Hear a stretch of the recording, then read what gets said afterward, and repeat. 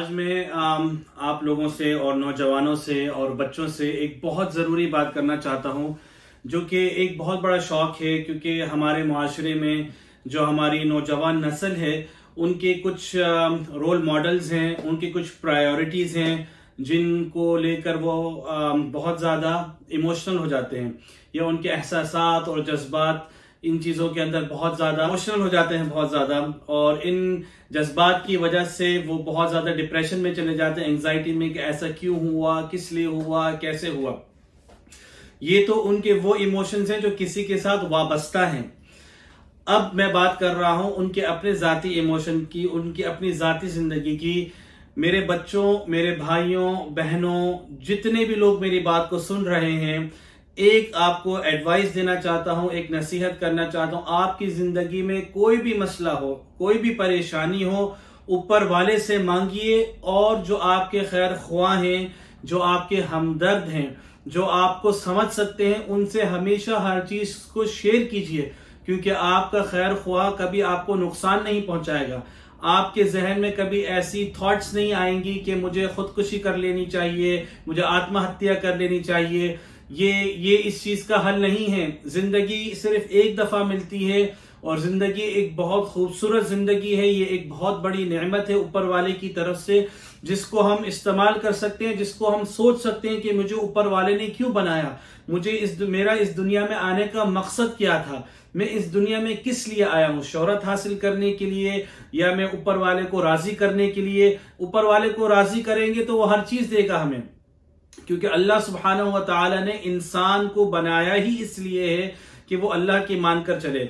और दूसरी चीज, खुदकुशी करना, आत्महत्या करना, सुइसाइड करना, ये आप तो दुनिया से चले गए, लेकिन आपने अपनी फैमिली को सारी जिंदगी के लिए टॉर्चर में छोड़ दिया, अजियत में डाल दिया। गोया कि आप नहीं, आपने सारे खानदान की आत्महत्या करा दी, सारे खानदान की खुदकुशी करा दी। इसका कोई ये हल नहीं है। हो सकता है किसी के साथ ज्यादती की गई हो, किसी को इसके अंदर किसी चीज का निशाना बना दिया गया हो, जबरन उनसे कराई गई हो, अल्लाह ताला ज्यादा बेहतर जानते हैं।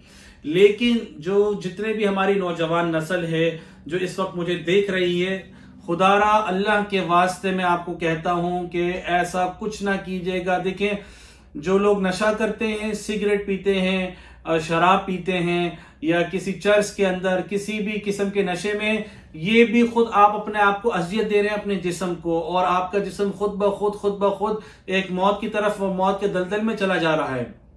अपने आप को बचाइए, अपनी जिंदगी पर रहम कीजिए। ऐसे जो भी ख्यालात आपकी जिंदगी में आए कि मैं छलांग लगा के कूद जाऊं, मैं ट्रेन के नीचे आ जाऊं, मैं नहीं नहीं नहीं, ऐसा कुछ नहीं करना। आपने सही तरीके से गाइडेंस लेनी है।